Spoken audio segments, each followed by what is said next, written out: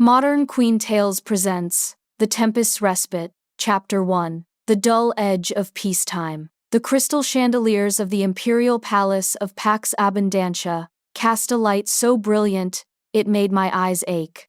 For 7 years, the only illumination I had known after dark was the flicker of campfires, the sudden, violent flash of cannon fire, and the cold gleam of the moon over a battlefield scattered with the fallen. Here, in the heart of the capital, the air smelled of imported jasmine perfume, roasted pheasant, and expensive wine. I found myself missing the honest scent of pine needles and horse sweat. I stood near the edge of the grand ballroom, my spine straight as a musket barrel, wearing a gown of midnight blue silk that felt heavier than my chainmail. I was Kiara Remington. To the soldiers on the northern front, I was the Tempest Bringer, the youngest general in the history of the Empire, the woman who had broken the siege of Viridian and driven the Highland barbarians back across the frozen sea. But to the perfumed lords and ladies whispering behind their feather fans, I was an anomaly, a curiosity. A woman who had forgotten her place, and, as I was about to find out, a woman who had outlived her usefulness. Kiara, the voice belonged to Arthur Octavius. My fiancé. I turned, expecting to see the warm, admiring smile he had always reserved for me in his letters. Instead, his handsome face was set in a mask of practiced regret. Arthur was a rising star in the Ministry of Defense, a man whose battles were fought with ink and treaties rather than steel and blood.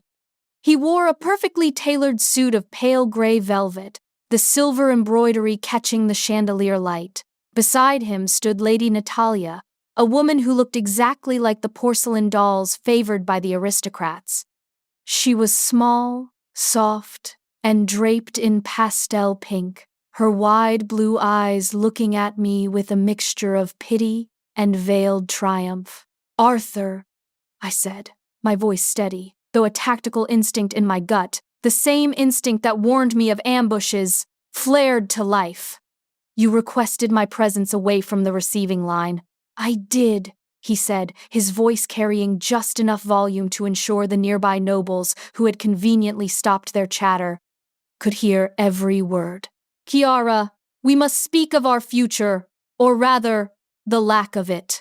Explain. Arthur sighed, a theatrical sound that grated on my nerves. You must understand, Kiara. When we were betrothed, we were children. The war changed everything. It changed you. Look at you.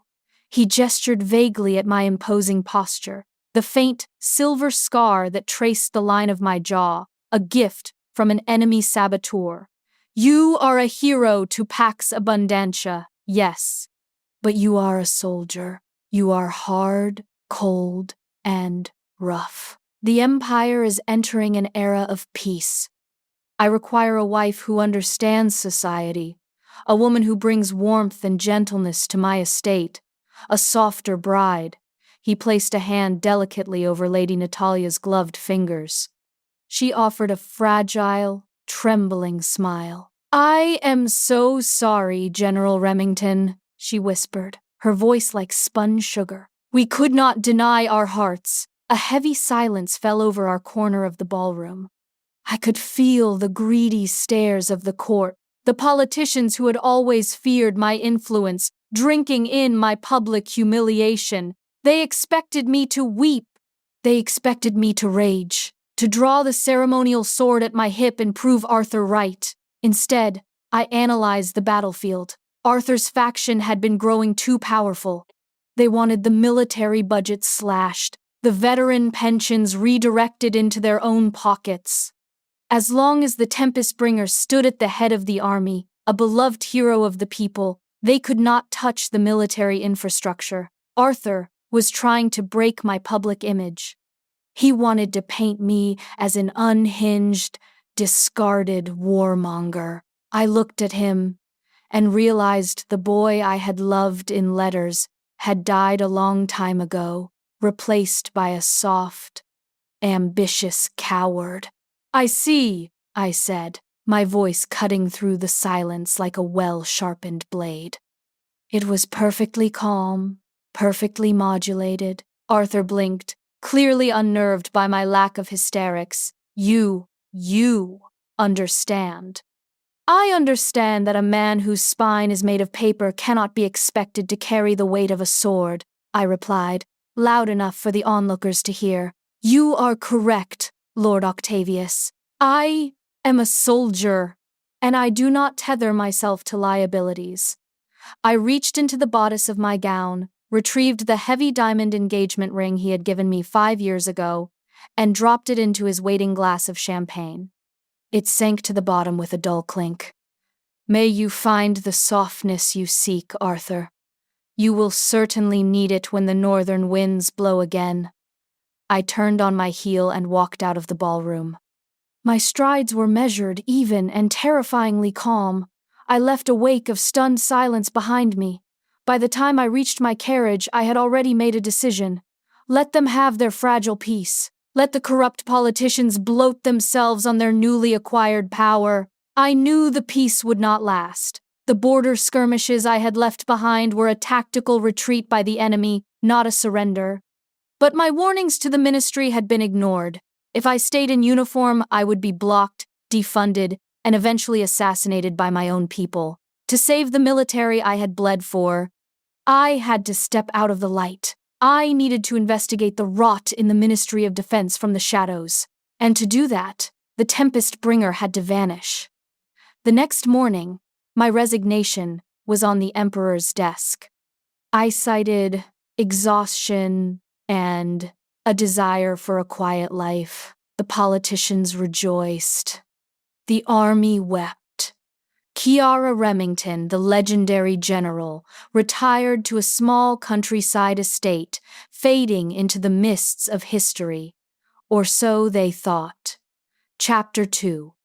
The Contract and the Merchant King. 6 months later, the scent of expensive ink and polished mahogany replaced the smell of cordite in my life. I was living under the name Andrea Thatcher, a respectable, impoverished gentlewoman from the distant western provinces. I wore simple, well-made dresses of wool and linen, kept my hair pinned back severely, and wore spectacles with plain glass lenses that softened the hard edge of my gaze. From my unassuming townhouse in the lower wealth district of the capital, I ran a network of loyal, retired scouts who were slowly uncovering a massive embezzlement ring within Arthur's new military supply chain. But my cover was growing thin. A single woman asking questions about grain shipments and musket powder ledgers drew attention. I needed a better shield. I needed absolute respectability, a fortress of social standing that the ministry's spies couldn't easily breach. I needed a husband.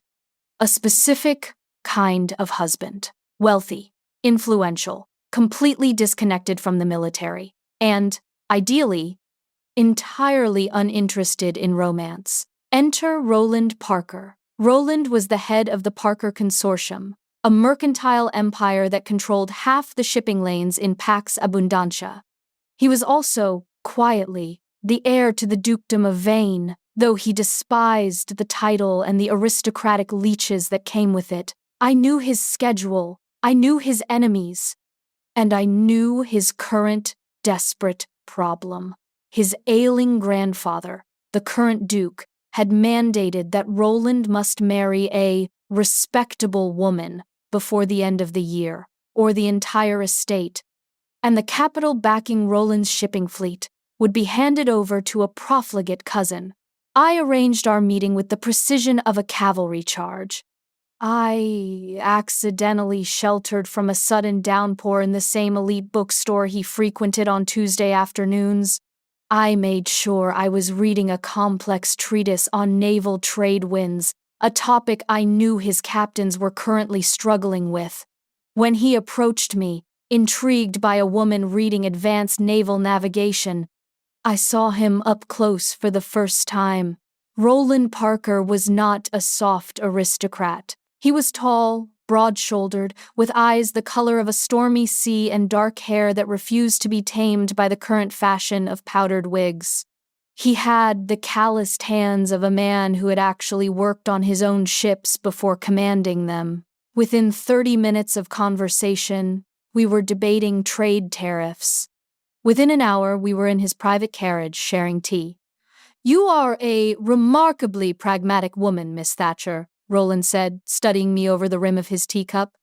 He looked exhausted, the dark circles under his eyes speaking of endless boardroom battles and family squabbles. "Pragmatism is a necessity for survival, Mr. Parker." I replied smoothly, adjusting my spectacles. "Just as a marriage of convenience is currently a necessity for yours." He choked on his tea. He set the cup down, his stormy eyes narrowing. "I beg your pardon? You need a wife," I stated, laying my cards on the table. "One who is respectable, quiet, and demands nothing of your time or your heart. If you do not marry by December, your cousin inherits the Vane estate, and by extension, the collateral for your 3 newest trade galleons. It would ruin your expansion into the eastern spice markets." Roland stared at me, a mixture of shock and wariness crossing his handsome face. "How do you know that?" "I am an observer, Mr. Parker, and I am in need of an arrangement myself."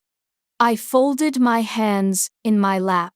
"I require financial stability and the social protection that comes with the Parker name. I have my own quiet pursuits, charity work, historical research that I wish to conduct without interference or questions. I will manage your household perfectly. I will deal with your insufferable relatives. I will be the flawless invisible wife. In exchange, you provide me with an unassailable cover and a generous allowance." He leaned forward, intrigued. "You ask for no affection? No shared bed? I ask for a partnership, Mr. Parker. A contract." A slow, genuine smile spread across his face, transforming him from a stressed merchant into something devastatingly handsome. "Miss Thatcher, you might be the most terrifyingly rational woman I have ever met." "I accept." 3 weeks later, the ink was dry on a heavily notarized contract, and we were married in a quiet, private ceremony. I was no longer Kiara Remington, the Tempest Bringer. I was Andrea Parker, the unassuming wife of the wealthiest man in the Empire. And I finally had the cover I needed to go to war. Chapter 3. The Battlefield of the Drawing Room. If the Northern Front was a war of artillery and attrition, high society was a war of poisoned smiles and silk fans. Moving into the massive Parker estate on the edge of the capital meant I was immediately thrust into the viper's nest of Roland's extended family. Leading the charge was his aunt, Lady Diana, a woman whose face was permanently sour, and her daughter, Astrid, who had fully intended to marry Roland herself before I appeared from the gutter. They thought they were dealing with a frightened, low-born mouse. They didn't realize they had invited a general into their home. The first major engagement took place in the sunlit drawing room, exactly 1 week after the wedding. Lady Diana had invited 5 of the most vicious gossips in the capital for afternoon tea, intending to publicly break my spirit and prove to Roland that I was unfit for his house. I entered the room wearing a simple, elegant gown of slate gray. It was conservative, impeccable, and gave them absolutely nothing to mock. "Ah, Andrea, dear," Lady Diana drawled, not rising from her velvet chaise. "Do come sit. We were just discussing the opera, but I suppose in the western provinces your idea of music is a goat bleeding in a field." The women tittered behind their teacups. I took the seat opposite her, keeping my posture flawless. I simply let the silence stretch. 1 second, 2 seconds, 3. In interrogation, Silence is a weapon. It forces the enemy to fill the void, often making a mistake. The snickering died down. The women began to shift uncomfortably under my calm, unblinking gaze. The western provinces are indeed rural, Lady Diana, I said, my voice pleasant and perfectly modulated, though I find the honesty of a goat far preferable to the false notes often sung in the capital. Speaking of false notes, I reviewed the household ledgers this morning. Lady Diana went stiff. It seems, I continued, pouring myself a cup of tea with steady hands, that the allowance allocated for the estate's floral arrangements has been exceeding the budget by nearly 400%, a remarkable sum. Coincidentally, it perfectly matches the debts Miss Astrid recently accrued at the Modiste for her extensive new winter wardrobe. Astrid gasped, her face turning the color of an overripe plum. The other gossips leaned in, their eyes wide with sudden, ravenous interest. The predator had suddenly become the prey. "How dare you look at those ledgers?" Diana hissed, forgetting her aristocratic drawl. "I am the lady of this house," I reminded her, taking a delicate sip of my tea. "It is my duty to ensure my husband's funds are not being mismanaged. Roland works so terribly hard. I have already corrected the error with the bank and cancelled the excess floral accounts." "I'm sure you understand." I smiled at her. It was the same smile I used when accepting the surrender of an enemy captain. Diana looked as though she had swallowed a lemon whole. The gossips were already whispering, the story of Diana's theft of household funds practically writing itself in their minds. The siege was broken before they had even fired a shot. That evening, when Roland returned from the docks, he found the house suspiciously quiet. He entered my private study, where I was reviewing intercepted supply manifests from the ministry.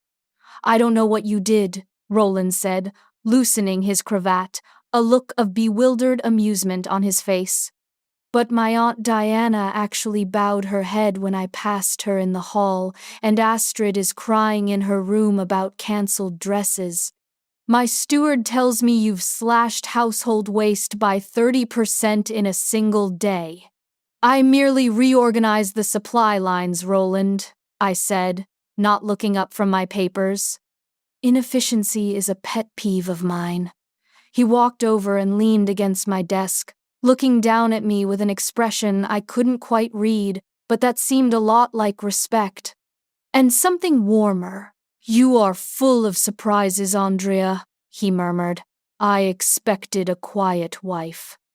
"I didn't expect a master tactician." "You hired me to manage your household," I replied, meeting his stormy eyes. "I intend to defend your territory flawlessly." He laughed, a rich, deep sound that made something in my chest flutter in a highly irregular, untactical manner. "Defend away, my dear, defend away." Over the next few months, our contract marriage began to shift. It was subtle at first. Roland began joining me for dinner every evening, dismissing his business associates early just to sit by the fire and debate politics, philosophy, and history with me.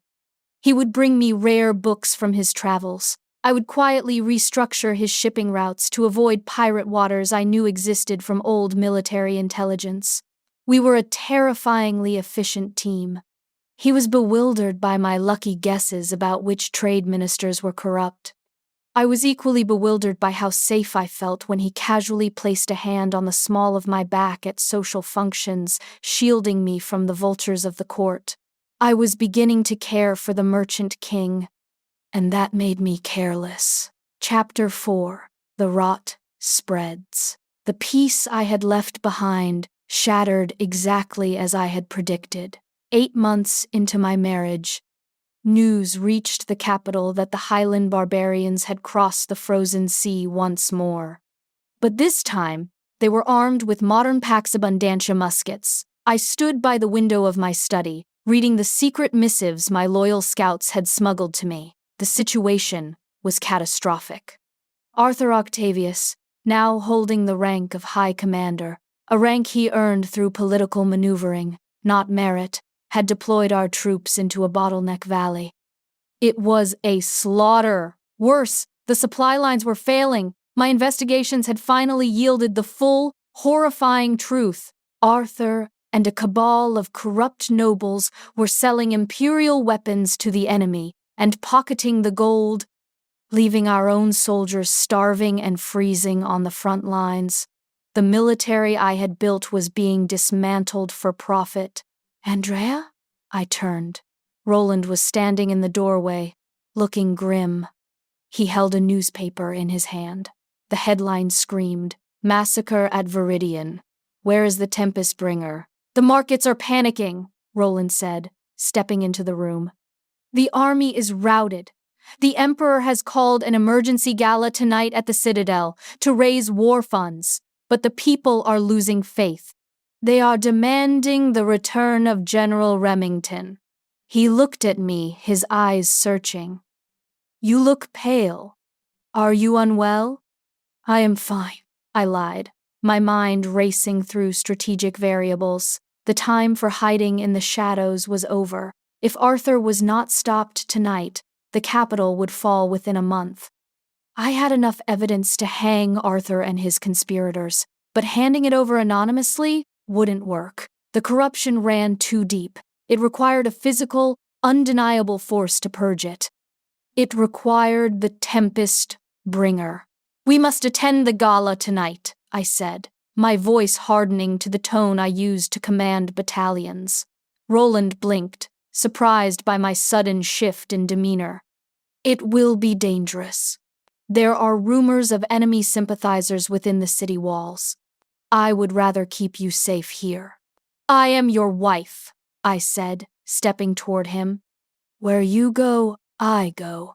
Besides, you will need me." He smiled softly, reaching out to tuck a stray lock of hair behind my ear. The gentleness of his touch made my heart ache.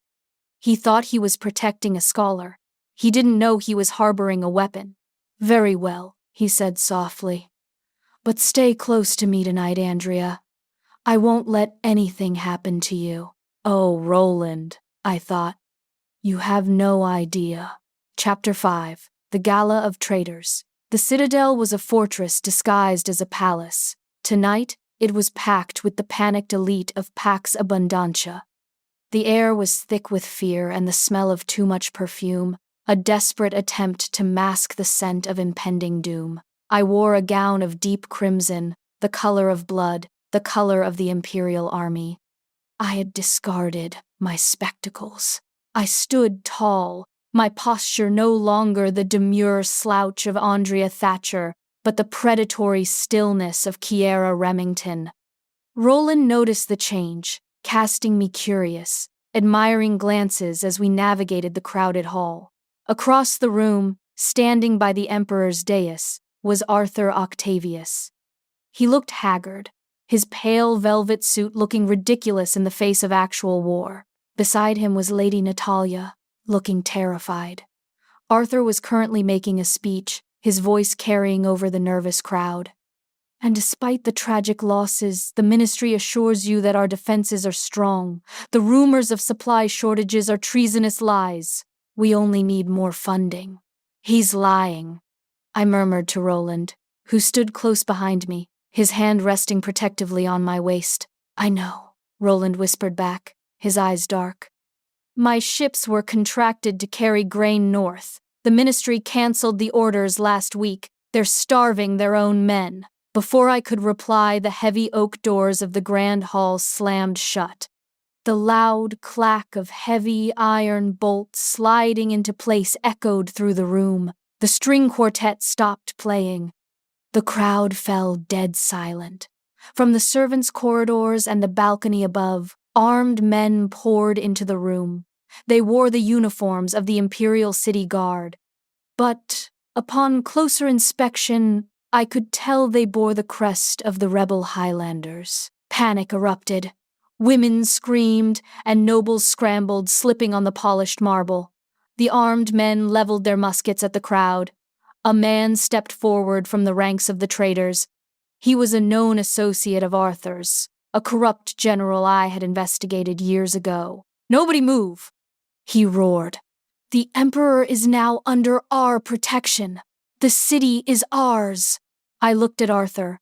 He looked pale, but he was nodding at the traitor general. Arthur had sold out the capital itself to save his own skin and secure his wealth. "Andrea, get behind me," Roland commanded, his voice a low, dangerous growl. He stepped in front of me, grabbing a heavy silver candelabra from a nearby table, prepared to fight armed soldiers with a piece of diningware to protect me. My heart swelled with a fierce, blinding affection for this man. But I could not let him die for a lie. 2 rebel guards spotted Roland, the wealthiest man in the room, a prime hostage. They sneered, raising their bayonets and charging straight at us. "Roland, drop it!" I said. He braced himself. The first guard lunged. I didn't think. The battle trance, dormant for 8 months, snapped over my mind like a steel trap. Time slowed. I stepped out from behind Roland, my crimson skirt swirling. With my bare left hand, I struck the flat of the guard's bayonet, knocking the deadly point aside. In the same fluid motion, I drove the heel of my right hand upward, shattering the guard's nose. As he crumpled, I ripped the musket from his grip, spun the heavy wooden stock around, and smashed it into the temple of the second guard. Both men were unconscious on the floor in under 3 seconds. The immediate area fell into a stunned, breathless silence. Roland turned to me, the silver candelabra slipping from his fingers to clatter against the marble. His stormy eyes were wide with absolute, unadulterated shock. He looked at the unconscious soldiers, then at my delicate hands, then up to my face. "Andrea," he whispered, his voice cracking. What are you?" From the back of the hall, a voice rang out, loud, sharp, and commanding. "General, on the floor!" I looked up. My former lieutenant, a grizzled veteran named Corvus, who had infiltrated the Citadel staff as a footman on my orders weeks ago, was striding through the terrified crowd. He held a bundle of dark fabric in his arms. He stopped a few feet from me, dropped to one knee, and held up the bundle. With a swift, practiced motion, I shook the fabric out. It was a heavy, midnight blue military cloak, bordered in silver thread, with the golden crest of the Supreme Commander upon the shoulder. I swung the cloak over my crimson gown, the heavy fabric settling onto my shoulders with the familiar, comforting weight of authority. I turned back to Roland. I let the facade of Andrea Thatcher dissolve completely, looking at him with the fierce, unyielding gaze of the woman who had conquered the North. "My name is not Andrea," I said quietly, for his ears only, "and I apologize for the deception, husband, but I have a war to win." I turned away from his stunned face and looked toward the dais. Arthur Octavius was staring at me, his jaw unhinged, all the blood draining from his face until he looked like a corpse. He recognized the posture. He recognized the cloak. Tempest Bringer," Arthur stammered, stumbling backward until he hit the Emperor's throne. "Hello, Arthur," I said. My voice, in the dead silence of the hall, it carried like thunder. "I told you I do not tether myself to liabilities. You have become a liability to my empire." Chapter 6. The Storm Breaks. The traitor general recovered his wits. "Kill her!" he shrieked, pointing a shaking finger at me. "Fire! Fire at will! Shields!" I roared. Instantly, 24 waiters and footmen stationed around the perimeter of the room, my loyal veterans, secretly embedded in the capital's service industry, threw off their aprons. They drew concealed short swords and kicked over heavy banquet tables, forming an improvised barricade between the traitors and the emperor's dais. Musket fire erupted. The deafening crack of black powder filled the room, shattering chandeliers and raining crystal down upon the screaming nobles. The rebel volley slammed into the thick oak tables, splintering wood but failing to pierce the barrier. "Return fire!" I commanded. My veterans, armed with hidden pistols, returned a devastating, precise volley. Half of the rebel guards fell in the first seconds. I drew the discarded bayonet from the floor, moving with a lethal grace that only years of frontline combat can teach.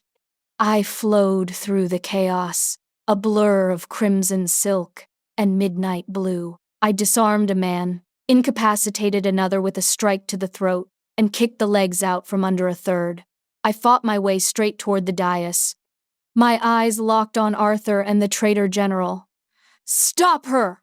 Arthur screamed, shoving Lady Natalia in front of him as a human shield. She shrieked, falling to the floor.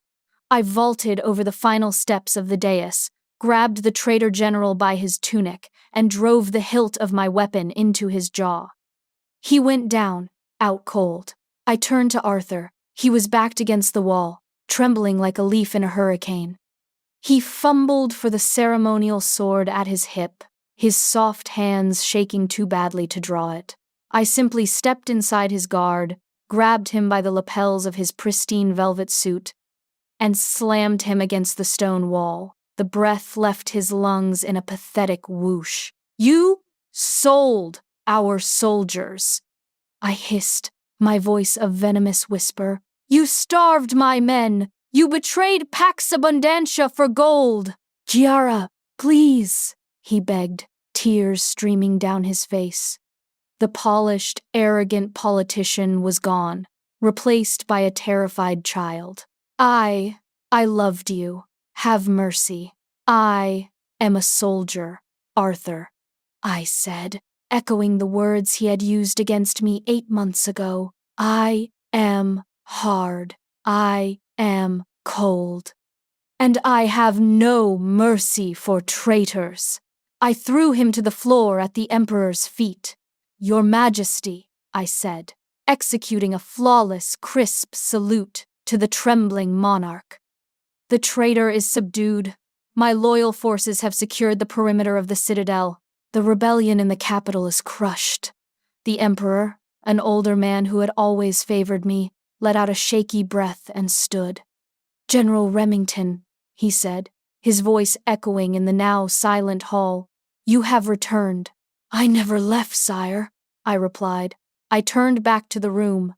The remaining rebel guards had thrown down their weapons, terrified by the sudden reversal and the sheer presence of the Tempest Bringer. The nobles were slowly rising from beneath tables, staring at me in awe. And then I saw Roland.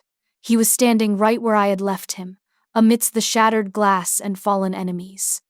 He was looking at me with absolute, burning reverence. I walked down the steps of the dais, the sea of aristocrats parting for me as if I were a goddess of war. Lady Diana and Astrid were huddled near a pillar, staring at me with a horror so profound it would have been comical under different circumstances. The low-born mouse they had tormented was the most feared military commander on the continent. I gave them a brief, icy smile, and watched Astrid actually faint into her mother's arms. I stopped in front of Roland. The adrenaline was fading, leaving me suddenly feeling very vulnerable. For 8 months, I had been his calm, predictable Andrea. Now, I was covered in dust, holding a stolen bayonet, wearing a military cloak. "Roland," I said quietly. He took a step toward me. He reached out, his large, warm hand gently taking the bayonet from my grip and tossing it aside. Then, ignoring the Emperor, ignoring the arrested traitors, ignoring the hundreds of staring nobles, he pulled me into his arms. A master tactician indeed. He murmured against my hair, his voice rough with emotion. "You played me brilliantly, General." I pulled back slightly, looking up into his stormy eyes. Are you angry? The contract was built on a lie. I am not a quiet gentlewoman. A slow, devastating smile spread across his face. Angry? Andrea, Kiara. You just took down an armed insurrection in a ballgown. You saved my life. You saved the Empire. I am not angry. He brushed a thumb over the silver scar on my jaw, a touch so tender it made my breath catch. I am the proudest man in the world. Though I do feel a bit foolish for trying to protect you with a candlestick. A laugh startled its way out of my throat, breaking the tension. It was a very brave gesture, husband. We need to renegotiate our contract, he said, his eyes darkening with a sudden intense heat. The clause regarding no shared affection is officially void. Agreed, I whispered, just before he leaned down and kissed me. It was a claim, a promise, and a surrender all at once. The hall erupted into cheers. Chapter 7, The New Era. The aftermath of the Citadel insurrection was swift and brutal. With the Tempest Bringer officially back in command, the military rallied with a fervor that shook the continent. Within 2 weeks, I was back on the Northern Front. But this time, I was not fighting a war of attrition. I was fighting a war of annihilation, fully backed by the immense, untouchable wealth of the Parker Consortium.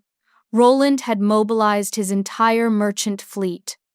When the corrupt supply lines failed, Roland's ships arrived, breaking the ice of the northern ports to deliver food, winter uniforms, and high-grade musket powder directly to my troops. He had systematically destroyed the financial holdings of Arthur's co-conspirators, leaving them penniless before they even faced the executioner's block. Arthur Octavius was stripped of his titles, his wealth, and his dignity. The last I heard, he had been sentenced to hard labor in the southern salt mines. Lady Natalia had quickly abandoned him, marrying an elderly baron in the provinces. The satisfaction of their downfall was a quiet, cold comfort, overshadowed entirely by the warmth of my new life. 3 months later, the war was won. The Highland barbarians sued for peace, signing a treaty that guaranteed the security of Pax Abundantia's borders for a generation. I rode back into the capital not as a discarded hero, but as the savior of the Empire. The streets were lined with cheering crowds, raining rose petals down upon my cavalry. I wore my full dress uniform, riding a massive black war horse. I looked at the man standing at the front of the crowd, wearing a dark, impeccably tailored suit, watching me with eyes like a stormy sea. I halted my horse, swung down from the saddle, and tossed the reins to my lieutenant. Ignoring military protocol, I walked straight through the line of Imperial guards and threw my arms around my husband. Roland caught me, lifting me off the ground and spinning me around, burying his face in my neck. "Welcome home, General," he murmured, his voice thick with emotion. "I told you I would defend your territory flawlessly," I whispered back, pulling away just enough to kiss him.